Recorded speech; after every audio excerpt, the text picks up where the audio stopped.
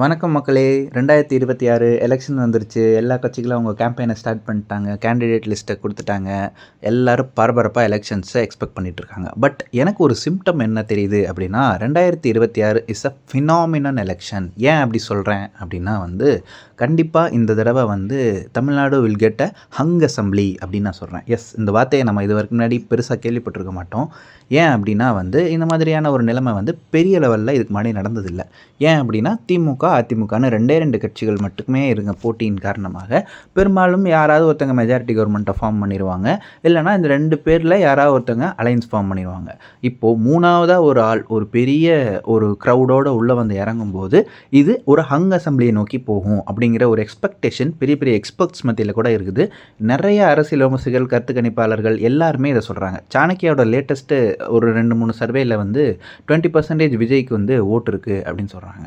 நீங்கள் இதுக்கு முன்னாடி இருக்க எலெக்ஷன்ஸ் எடுத்து பார்த்தாலுமே திமுக அதிமுகவுக்கு இருக்கிற ஓட்டு எவ்வளோ அப்படின்னு பார்த்தீங்கன்னா ஒரு 27, ஒரு 28 அந்த மாதிரியான ஒரு ரேஞ்சில் தான் இருக்கும். கூட்டணியாக சேரும்போது தான் அவங்களோட ஓட் பர்சன்டேஜ் 33-34ன்னு சொல்லி மாறும். ஸோ தமிழ்நாடு எலெக்ஷன்ஸோட ஒரு அடிப்படையான ஒரு விஷயத்தை புரிஞ்சுக்கிறோம் அப்படின்னா 234 தொகுதியில் 118 தொகுதி யார் ஒரு சிங்கிள் பார்ட்டி மெஜாரிட்டியாக ஜெயிக்கிறாங்களோ அவங்க ஆட்சி அமைக்கலாம். இதுதான் எக்ஸிஸ்டிங் ஃப்ளோ. விஜய் மாதிரி ஒரு நாட்கள் ஒரு 30 சீட்டு ஜெயிக்கிறாங்க அப்படின்னு நம்ம வச்சாலும் மீதி இருக்க 204 தொகுதியில் மீதி இருக்கிற இந்த 2 கட்சிகள் ஸ்ப்ளிட் பண்ணணும் அப்படின்னு பார்த்தீங்கன்னா டெஃபினட்டாக ஒரு சிங்கிள் மெஜாரிட்டியாக ஒரு பார்ட்டி கூட இங்கே ஜெயிக்க முடியாது. இது ஒரு ஃபினாமினல் எலெக்ஷன் அப்படின்னு நம்ம இதை சொல்லலாம். ஏன் ஒரு ஹங் அசம்பிளி நடக்கணும்? ஹங் அசம்பிளி நடந்தால் எனக்கு என்ன பயன், இதனால் என்ன நடக்க போகுது அப்படின்னு நீங்கள் யோசிச்சிங்கன்னா அங்கே தான் இதோட ரோல் பயங்கரமாக ஒன்று ப்ளே பண்ண போகுது. ஏன் அப்படின்னா ஜனநாயகம் அப்படிங்கிறத நம்ம ஒரு அண்டர்ஸ்டாண்ட் பண்ணிக்கணும். ஜனநாயகம்னா என்ன அப்படின்னா இங்கே இருக்கக்கூடிய ஒரு தரப்பு மக்களுக்கும் அவங்களுக்கான போதிய அளவு ரெப்ரசன்டேஷன் இருக்கணும். இப்போ எனக்கு ஒரு பிரச்சனை இருக்குன்னா என்னை ரெப்ரசன்ட் பண்ணக்கூடிய ஒரு ஆள் சட்டசபையில் இருக்கணும். இதுதான் ஜனநாயகத்தினோட ஒரு அடிப்படை கூறு. அப்படி இருக்கும்போது இந்த மாதிரியான ஒரு ஹங் அசம்பிளி அமையும் போது இந்த மாதிரியான 3 பார்ட்டியை சப்போர்ட் பண்ணக்கூடிய ஆட்களோட ரெப்ரசன்டேட்டன் அங்கே போய் அசம்பிளியில் உட்காருவாங்க. அதன் மூலிமா இவங்களோட குறைகள் அங்கே அட்ரஸ் பண்ணப்படும்.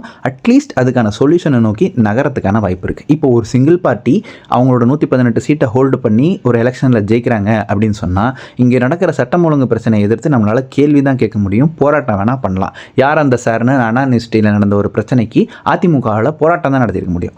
இது 118 சீட்டு ஒரு சிங்கிள் மெஜாரிட்டி ஜெயிக்காமல் கூட்டணி ஆட்சி மூலியமாக தான் இப்படி ஒரு விஷயம் நடந்திருக்கு அப்படின்னா இப்போ வேங்கை வயல் மாதிரியான ஒரு விஷயங்களில் திருமாவளவன் தோழமை சூட்டல் தான் என்னால் மேக்ஸிமம் பண்ண முடியுங்க அப்படிங்கிற மாதிரி சொன்னாங்க. So for the people who doesn't know about that வேங்கை வயல்னா ஒரு ஒரு ஒரு ஓகே ஒரு ஸ்கெடியூல்டு கேஸ்ட்டை சேர்ந்த ஒரு மக்கள் அவங்களோட குடிக்கிற தண்ணியில் மலத்தை கலந்துட்டாங்க. இந்த ஆதிக்க சாதியினர் எங்களை இப்படி ஒரு விஷயத்தை பண்ணி எங்கள் மலத்தை கலந்து அதனால் எங்களுக்கு டயரியா வந்துச்சு, நிறைய பேர் அதனால் அஃபெக்ட் பண்ணாங்க அப்படிங்கிற மாதிரியான ஒரு சாதிய ரீதியான ஒரு வன்கொடுமை வேங்கை வயலுங்கிற ஒரு புதுக்கோட்டை மாவட்டத்தை சேர்ந்த ஒரு ஊரில் நடக்குது. இதுக்கு ரெப்ரசன்டேட்டிவாக இருக்கிறது யார் அப்படின்னா திருமாவளவன். பிகாஸ் ஒரு தலித் அரசியல் பண்ணக்கூடிய தமிழ்நாட்டில் இருக்கக்கூடிய ஒரு முக்கியமான தலைவரில் திருமாவளவன். அவர் திமுக கூட்டணியில் தான் இருக்கார். ஜஸ்ட் பிகாஸ் திமுகங்கிற ஒரு கட்சி சிங்கிள் மெஜாரிட்டியாக இந்த எலெக்ஷனில் ஜெயிச்சனால இதை எதிர்த்து திருமாவளவனால் அந்த இடத்துல எதுவுமே பேசியிருக்க முடியாது. அப்படியே பேசினாலும் அங்கே எந்த பயனும் இல்லை, எங்களுக்கு சிங்கிள் மெஜாரிட்டி இருக்குது, நீங்கள் கூட்டணியில் இருந்தாலும் இல்லை, இல்லாட்டி எங்களுக்கு பிரச்சனை இல்லை, கிளம்பிக்கங்க அப்படின்னு சொல்லுவாங்க. இப்போது இன்கேஸ் ஹங் அசம்பிளி வந்துருச்சு, திமுக கூட்டணியாக அவங்க திமுக மட்டும் சிங்கிள் மெஜாரிட்டியாக 100 சீட்டு தான் ஜெயிக்கிறாங்க. ஒரு 4 சீட்டு திருமாவளவன் ஜெயிச்சிருக்கிறாரு, மித்தவங்க ஒரு 8 சீட்டு ஜெயிச்சிருக்காங்க. அப்படிங்கிற பட்சத்தில் இந்த நேரத்தில் திருமாவளவனால் இந்த விஷயத்தை இன்னும் கொஞ்சம் ஸ்ட்ராங்காக அந்த இடத்துல நகர்த்த முடியும். திமுக அதிமுக நீ இல்லைனா நான் இல்லைனா நீ அப்படிங்கிற இடத்துல இவங்க 2 பேர் இருக்கும்போது இன்றைக்கி புது பிளேயர் ஒருத்தவங்க உள்ளே வராங்கன்னா இந்த 2 பார்ட்டிஸும் அவங்களோட இருப்பை தக்க வச்சுக்க வேண்டிய அவசியத்தில் இருக்குது. இதில் இந்த 2 பார்ட்டிஸும் என்ன யோசிப்பாங்க அப்படின்னா ஐயோ அடுத்த எலெக்ஷனில் நம்ம ஜெயிக்கணும்னா நம்ம இங்கே இந்த 5 வருஷத்தில் நம்ம எதிர்கட்சி வேலையை செஞ்சே ஆகணும் அப்படிங்கிற கட்டாயத்துக்கு அவங்க நடந்துவாங்க. ஆளுங்கட்சியும் தன்னோட ஆட்சியை தக்க வச்சுக்கிறதுக்கு இவங்க ஏதாச்சும் ஒரு வகையில் நல்லது பண்ணாட்டியும் பரவாயில்ல, கெட்டது பண்ணாமல் தடுத்து நிறுத்த முடியும். இதுதான் இந்த ஹங் அசம்பிளியோட கீ ரோல். ஓகே, இதெல்லாம் ஓகே. 2021 எலெக்ஷனில் திமுகவுக்கும் அதிமுகவுக்கும் தான் போட்டி. 2 பேருக்கு இடையில் இருக்க vote percentage, winning vote percentage என்னன்னு பார்த்தா 3% தான். அப்போது 2021 எலெக்ஷனில் மொத்தமாக ஓட் பண்ணவங்களோட பர்சன்டேஜ் என்னன்னு பார்த்தா 73%. அப்போது 27% ஆஃப் பீப்புள் ஓட்டே போடல. அவங்க எல்லாருக்கும் பயங்கரமான கஷ்டம், அதனால் அவங்க ஓட்டு போடலன்னு இல்லை. நிறைய பேர் வந்து நான் ஓட்டு போட்டு என்ன போகுது, யார் வந்தாலும் எனக்கு ஒன்றும் பண்ண போகிறது இல்லை அப்படிங்கிற மாதிரியான மனநிலையில் இருக்கக்கூடிய ஆட்கள் ஏகப்பட்ட பேர் இருந்தாங்க. அப்போது இந்த 27% ஆஃப் பீப்புளில் நிறைய பேர் ஓட் பண்ணியிருக்காங்க, ஒரு 15-20% ஓட் பண்ணியிருந்தாங்க அப்படின்னா இந்த ரிசல்ட் கேன் பி சேஞ்ச்.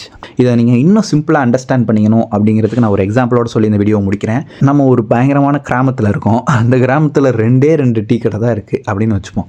அப்போ அங்கே இருக்கக்கூடிய மக்கள்லாம் வந்து இந்த டீக்கு அந்த டீ பரவாயில்ல, அந்த டீக்கு இந்த டீ பரவாயில்ல அப்படின்னு சொல்லி மாறி மாறி குடிச்சிட்டு இருக்கும்போது புதுசாக ஒரு ஃப்ரான்ச்சைஸை கொண்டு வந்து அந்த இடத்துல ஒருத்தன் போடுறான் அப்படின்னா காம்படிஷனுக்காகவா இந்த 2 டீ கடையில் பாலில் கலக்கிற தண்ணியோட அளவை குறைப்பாங்க, இல்லை ஓரளவுக்கு இன்னும் கொஞ்சம் பயங்கரமாக நல்ல டீயாக போடுவாங்கங்கிற ஒரு பேசிக் அனாலிசிஸ் தான். இப்போ வர்றவங்க என்னாகும், இந்த 2 கடையை தாண்டியாவது நம்ம எப்படியாவது இந்த இடத்துல நம்மளோட கடையை பயங்கரமாக இது பண்ணுங்கிறதுக்காக வச்சு அவங்க நல்ல டீ போடுவாங்க. அட்லாஸ்ட் அங்கே என்ன வாட் இஸ் அவுட்கம் அப்படின்னு பார்த்தீங்கன்னா, அந்த ஊரில் இருக்கிறவங்களுக்கு ஒரு நல்ல டீ, இதுக்கு நல்ல டீ கிடைக்குதோ இல்லையோ, இதுக்கு முன்னாடி குடிச்சிருந்ததை விட பெட்டரான டீ கிடைக்குது. அதுதான் நமக்கு தேவை. நம்ம இந்த ஒரு ஃபேண்டம் கல்ச்சராக எனக்கு நான் பரம்பரை திமுகப்பா, நான் பரம்பரை அதிமுகப்பா, நான் விஜய் தான்ப்பா, எனக்கு என்டிகே தான்ப்பா அப்படின்னு நம்ம பேசிகிட்டு இருக்கிறத விட நம்மளோட ரோல் என்ன அப்படிங்கிறத நம்ம உணரணும். நம்ம தான் நமக்கு வேலை செய்கிறதுக்கான ஆட்களை தேர்ந்தெடுக்கிறோங்கிறத நம்ம முதல்ல அண்டர்ஸ்டாண்ட் பண்ணணும்.